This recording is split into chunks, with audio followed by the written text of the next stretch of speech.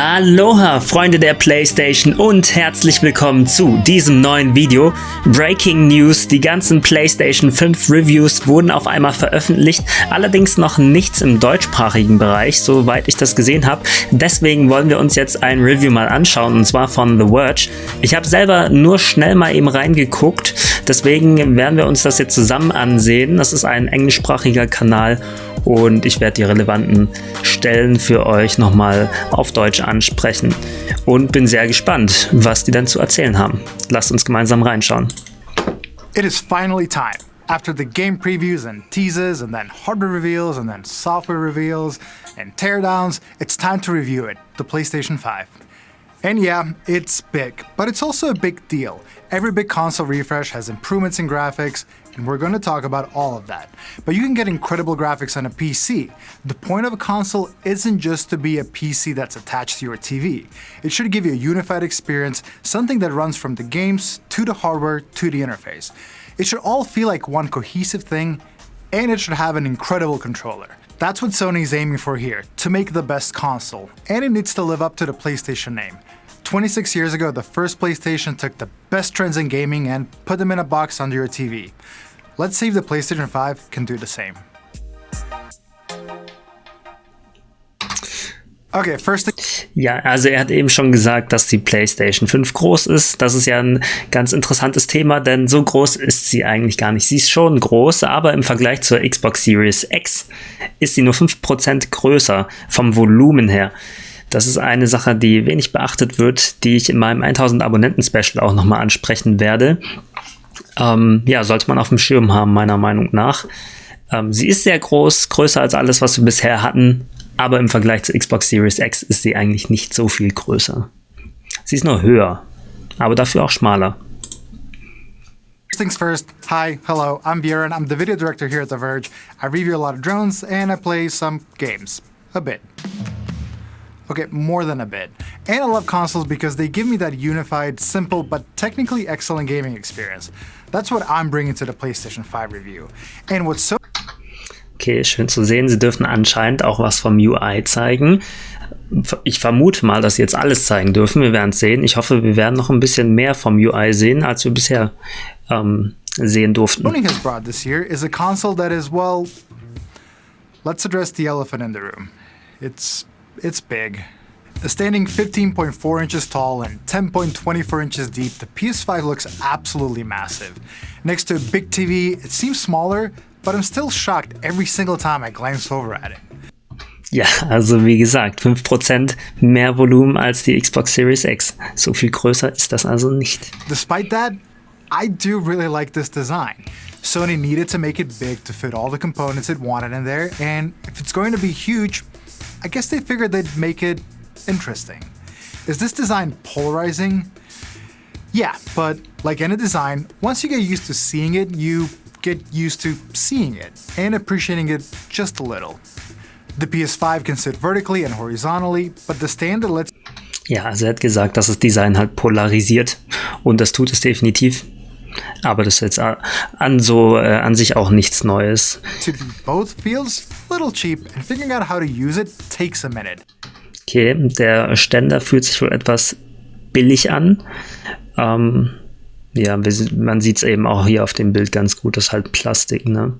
Ist vielleicht ein bisschen schade, dass man da nicht auf was Hochwertigeres zurückgegriffen hat.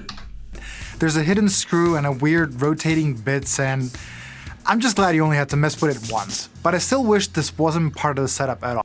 Ja, guter Punkt. Man braucht den Ständer ja sowieso nur einmal. Jetzt steht die PS5 da neben dem Fernseher ohne den Ständer. Das macht eigentlich gar keinen Sinn. Aber, oh ja, und das Headset liegt auch daneben, der Controller. Ja, man benutzt den Ständer ja quasi nur einmal und dann steht die PS5 halt und man fässt sie ja in der Regel nicht nochmal an. Höchstens später irgendwann nochmal, um den Speicher zu erweitern. Das wird aber zum Release nicht möglich sein, wie wir heute gelernt haben.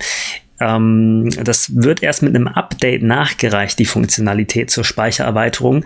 Das ist aber auch erstmal egal, weil ich meine, jetzt direkt zum Release braucht man vielleicht auch nicht unbedingt 2 Terabyte Speicher. Another thing you won't know until you actually unbox the PS5 is that the The black plastic finish that's on the console has a very shiny finish to it, but it's the kind you'll want to keep your hands away from. It's a real fingerprint and dust magnet.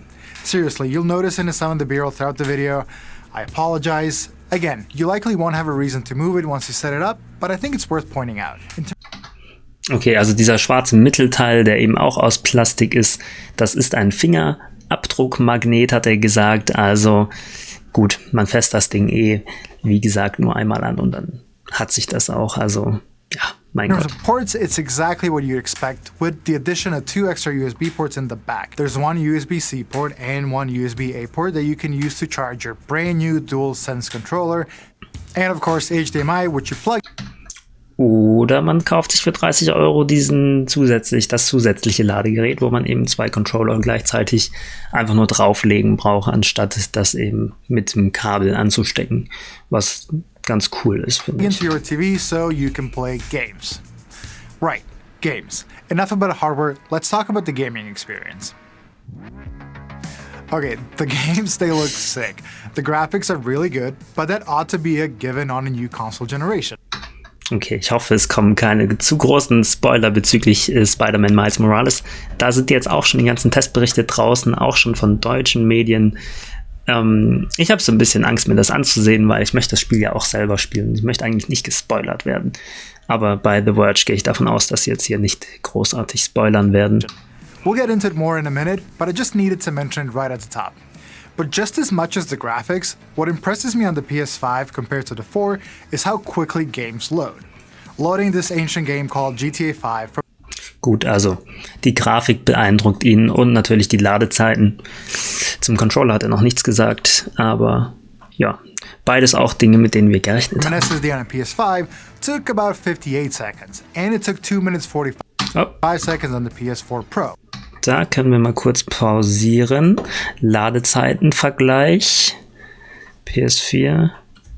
Loading Spider-Man Miles Morales only took... So, jetzt PS4 versus PS5. Spider-Man Miles Morales ist kein Exklusivspiel, gibt es auch für die PS4, lädt aber auf der PS4 1 Minute 27 und auf der PS5 nur 18 Sekunden. Das ist ein ordentlicher Unterschied, ja. Jetzt haben wir hier noch ein paar ältere Titel dabei, die nicht speziell angepasst wurden.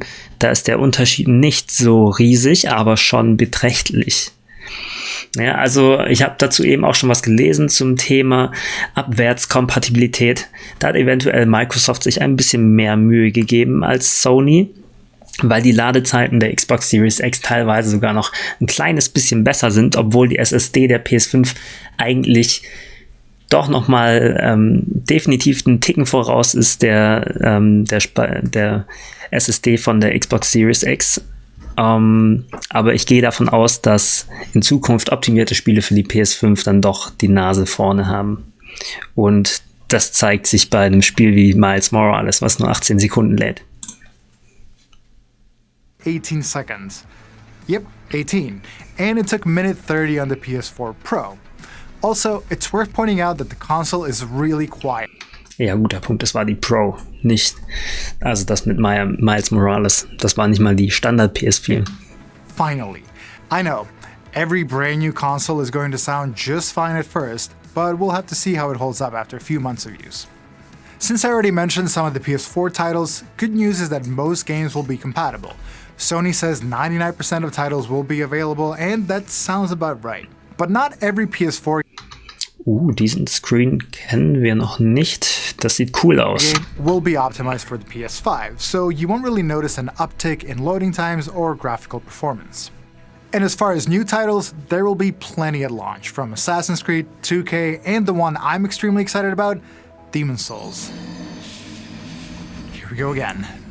Anyhow, during my first 2 weeks with the PS5, I played Spider-Man Miles Morales and Astro's Playroom. Also 2 Wochen haben sie jetzt die PS5 wohl da, 2 Wochen Zeit gehabt für ihre Reviews. Both great examples of showing off new tech in the PS5. Let's start with Astro because I think it's the more interesting of the two, and it does a great job of demoing this thing, the DualSense controller. This right here is one of the best controllers I've ever used. At least the best Sony controller I've ever used. It's bigger and more ergonomic than the DualShock. Das finde ich immer nicht so besonders aussagekräftig, wenn man jetzt sagt, das ist der beste Sony-Controller. Alles andere wäre auch komisch, oder?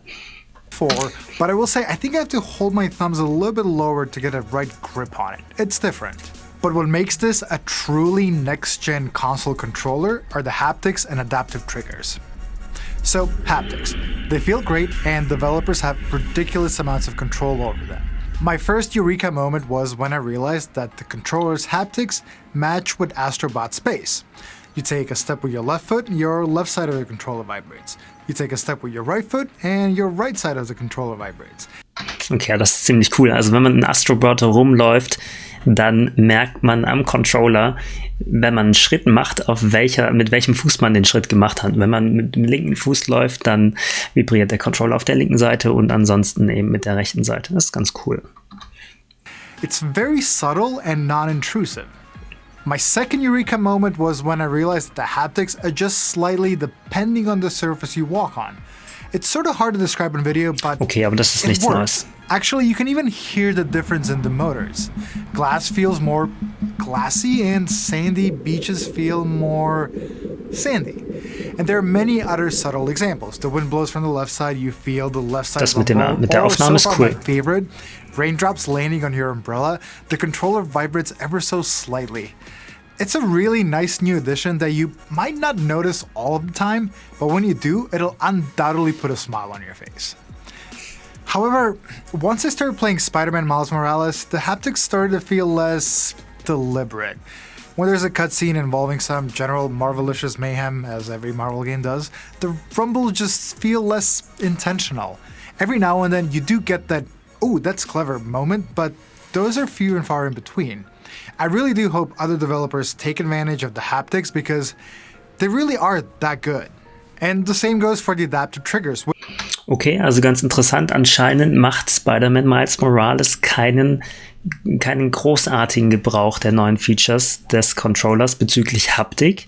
Und zwar hat er gerade gemeint, dass hin und wieder zwar schon solche Momente existieren, wo man überrascht wird von der neuen Engine, von der neuen Haptic Engine, aber in der Regel war er wohl ein bisschen enttäuscht darüber, dass man das nicht stärker integriert hat in Miles Morales. Das überrascht mich auch. Which are also really good.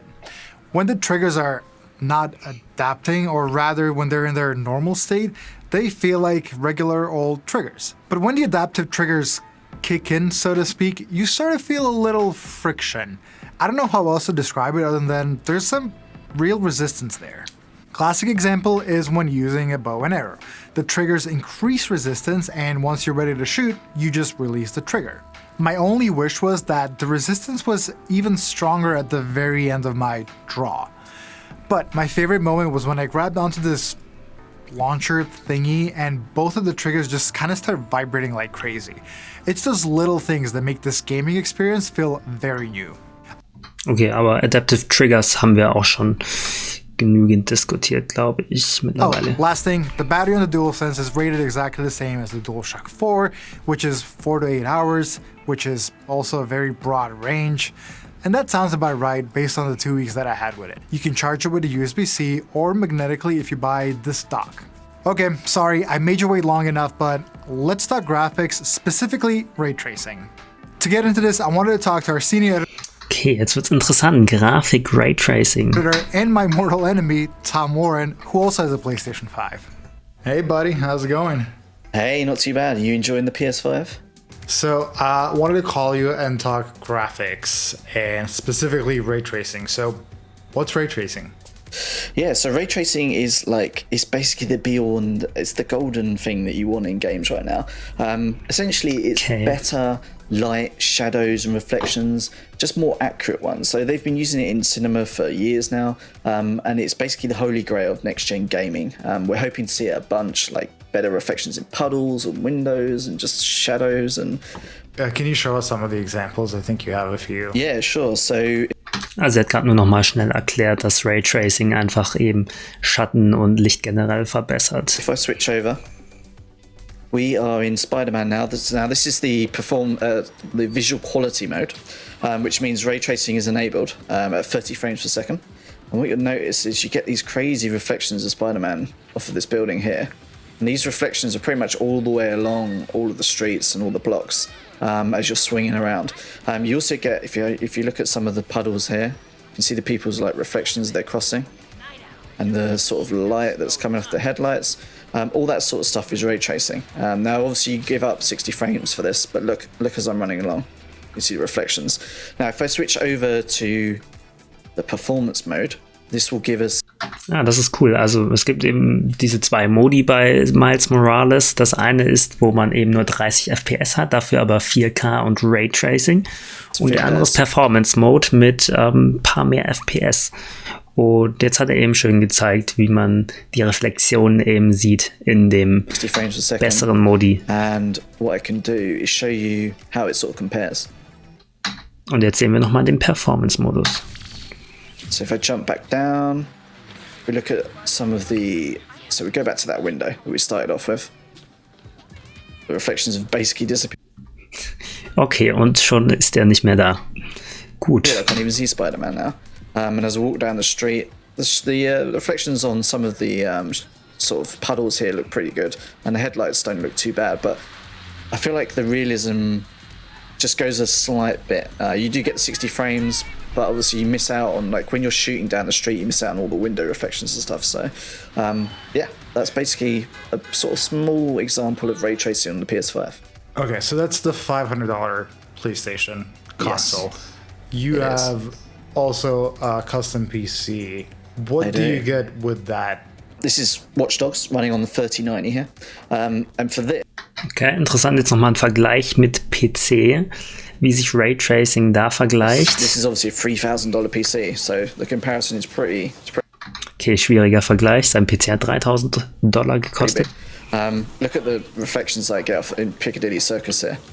I run around, you can see this like, underground sign just slowly fades away into the sort of sidewalk there. It's pretty crazy, like, looking at all this stuff. This is obviously the top level of what's possible right now. I don't think we're going to see quite this good on next-gen consoles, but if we can get any close to this, I think that would be pretty impressive. I'm a little bummed you have to like pick between Ray Tracing or 60. Okay, also der Unterschied sah für mich jetzt keine $2,500 wert aus, wenn wir mal ehrlich sind. FPS on the PS5. It'll depend on the game, obviously, but I'll go with ray tracing. Either way, it's a bit disappointing. Yeah, that's all. Hey, Fabian, did you see the Arsenal game at the weekend? Man United game? I think Abspann was in ray tracing there, wasn't he? Fabian? Hello? Anyway, there's a very clear reason why Spider-Man Miles Morales takes place during winter in New York City. There's lots of ice, the streets are constantly wet, and everything is super reflective. Perfect ray tracing environment. Ja, sie haben sich schon Mühe gegeben, Raytracing bei jeder möglichen Gelegenheit einzubauen bei Miles Morales. I spent a stupid amount of time just swinging around New York, pausing, taking photos of reflective buildings, cars, shiny Boah, sieht das nice aus. whatever. But there are two photos I want you to focus on. These two photos stood out to me the most. This is a photo of Genki, your best friend, computer genius, in front of Christmas lights, not during a cutscene, but during one of the early missions in the game. And the second photo is a close-up of his glasses. Although it's slightly pixelated, you can clearly identify that those are the exact same lights. I know, this is a very specific example, and you will probably not see it during regular gameplay, but hundreds of those tiny little improvements do result in very lively and vibrant renders. Also, quick PSA, don't sleep on Astro. It's the most Nintendo-like game Sony has ever made, and it's filled with Easter eggs, fun mechanisms, and showcases each aspect of the PS5 tech brilliantly. The last piece of this console puzzle is the user interface. Yes. And Sony rebuilt it from the ground up while retaining some of the core elements from the cross-media bar that was introduced 2 generations ago. Fonts are the same, the setting menu looks very similar, and the basic principle is the same, but a lot more organized and a whole lot faster. There's one long strip of smaller app icons near the top of the screen which instantly load as you cycle through them. Apps like the PS Store, Library, the new Explore tab, they're all part of the home screen. You never exit out of it, you never feel like you're opening up a separate app to go and use it. The only apps that do act app-like are the games themselves, of course, and the streaming apps, which now live in a separate tab called Media. During gameplay, you can access these so-called cards by pressing the PS button once. Cards give you access to... Also finde ich ganz cool, dieser Unterschied zwischen eben Spielen und Media, dass man halt schnell hin und her switchen kann, wenn man mal nur schnell was auf Netflix schauen möchte oder einem sonstigen Anbieter. Das ist cool gelöst, finde ich. Try some of the missions, find challenges or side missions. It's basically like a fast travel feature that's built into the system instead of into the game. There are cards that show you walk. Das war schnell. Clips, which you can put into picture-in-picture mode. You can see related news, or you can see friends who are online if you have one of those. And a bunch more interactive cards around trophies, medias, and so forth. And there are many other smaller changes which modernize this console. Spoiler alert filters, customizable control center, ability to save 4K clips. There's even a do not customizable control. Da muss ich nochmal. Das ist cool. Ich sehe einen Webbrowser, glaube ich. Das ist cool. Okay, im Control Center der Webbrowser, interessant. Control Center, ability to save 4K clips. There's even a do not disturb mode. Control Center, ability. Okay, das ist cool, ja. Also Aufnahmen in 4K möglich. Das wussten wir auch schon. Und hier haben wir noch Optionen, ob man sich selber recorden möchte oder sogar die Party. Und das ist, glaube ich, auch mit ein Punkt, ja, weswegen wir diesen kleinen Aufstand hatten bei der PS4, weil ja bei dem Firmware-Update dann eben mit drin stand, dass man darauf hingewiesen wurde, eben, dass Party-Audio quasi aufgenommen werden kann. Und vielleicht ist das mit der Grund. Ja, und das ist aber cool für Content Creators, das ist zumindest sehr nice. To save 4K clips. There's even a do not disturb mode and an easier way of transferring save data from your previous system. I do wish the PS5 had something similar to Xbox's quick resume feature, which lets you jump freely between games with very little loading time. It's pretty good, if the game's supported. Also, there are bugs. Okay, also kein Quick Resume wie auf der Xbox, das ist schade. Both me and Tom had our units crash a few times or just not boot up. It happened to us during the initial setup on day one, and it happened to me twice since when the console went into rest mode. Afterwards, I was greeted with a repairing console, rebuilding database error message. Our games editor Andrew Webster didn't have those issues, but he did lose his save data for... Okay, also 2 Probleme hatten sie mit der PS5, wo sie nicht mehr richtig gestartet ist und die Datenbank neu aufbauen muss. Das ist nicht gut, so kurz vor Release. Das ist ein bisschen besorgniserregend. Aber wahrscheinlich gibt es nochmal irgendwie einen Day-One-Patch für die Firmware und dann hoffe ich, dass solche Bugs auch noch ausgemerzt werden. Spider-Man. I know this is early software, but early production units tend to ship with some inconsistencies. It's nothing too alarming, but it's something to keep an eye out for. All in all, the whole interface is a lot easier to get around due to both processing power and the redesign. In my time with the PS5, I can't say I took full advantage of all the features, like the cards or the walkthrough hints. There just wasn't a lot of opportunity to do so. But I do think it's something people will genuinely find useful. Well, there you have it, the PlayStation 5. And that all sounds great, right? It's bigger, better, bolder, faster, bigger, and comes with this super good controller. What's not to love? And honestly, not much at all. If you're a console gamer, you'll love everything that's new with the PlayStation 5. Almost every next-gen console is very promising in launch though. I'll be curious to see what the mid-cycle looks like and whether the PS5 can be a platform that stands the test of time. And that test seems more unpredictable now than ever before. What will the games look like by the end of this cycle? What will the mid-cycle upgrades look like? Okay, also, sehr cooles Review. Gut, die haben jetzt die PS5 eben nur 2 Wochen gehabt. Das ist dabei rausgekommen. Wir haben viel über Astrobot und ein bisschen über Miles Morales gesprochen. Ich bin definitiv sehr hyped, vor allem auf Spider-Man. Und er hat auch nochmal betont, dass Astrobot definitiv auch sehr, sehr cool ist und nicht unterschätzt werden sollte. Sehr Nintendo-like das Spiel und eben der perfekte Einstieg. Ich meine, es ist gratis, wenn man die PS5 hat und sehr cool, um eben den neuen Controller kennenzulernen. Dann wurden noch 2 bis 3 kritische Punkte angesprochen. Das muss man mal im Auge behalten. Das eine war eben, dass seine PS5 2 Aussätze hatte und nicht richtig gestartet ist. Und das andere war auch, dass in Miles Morales die neuen Controller-Features gar nicht so sehr zum Einsatz kamen. Aber ich glaube, das ist sehr, sehr von dem Spiel abhängig, wie gut man das implementieren kann. Und ich glaube, Spider-Man bietet sich wahrscheinlich einfach nicht so sehr an. Ich weiß es nicht. Vielleicht hätte man irgendwas machen können mit den Triggern zum Schwingen. Keine Ahnung. Da war der Reviewer jetzt ein bisschen enttäuscht von. Müssen wir abwarten. Kann ich jetzt noch nicht einschätzen. Aber insgesamt, also grafisch sieht Miles Morales einfach super gut aus. Die Ladezeiten sind überragend. Abwärtskompatibilität, Ladezeiten hätten vielleicht noch ein bisschen optimiert werden können. Scheint wohl davon abhängig zu sein, ob das Spiel nochmal irgendwie optimiert wurde für die PS5 oder nicht. Wenn nicht, sind die Ladezeiten deutlich besser, aber nicht mega gut. Diese mega guten Ladezeiten haben wir eben nur bei optimierten Spielen oder bei wirklich PS5 Exclusives. Ja. Da bin ich gespannt, auch mal was von Demon's Souls zu sehen. Bisher scheint man nur was von Astrobot und Spider-Man zu sehen. Deswegen wollen wir mal gucken, wann da noch mehr kommt. In diesem Sinne würde mich sehr freuen, wenn ihr meinen Kanal abonniert. Vergesst nicht, an meinem PlayStation 5 Gewinnspiel teilzunehmen. Ich verlose eine PS5 und mein 1000 Abonnenten Special kommt heute Abend auch noch. Deswegen, jetzt gibt es wohl jede Menge Content. Sie haben mir das jetzt ein bisschen kaputt gemacht, weil ich jetzt in meinem 1000 Abonnenten Special ein bisschen auf älteren Content reagiere. Ich hoffe, das stört euch nicht.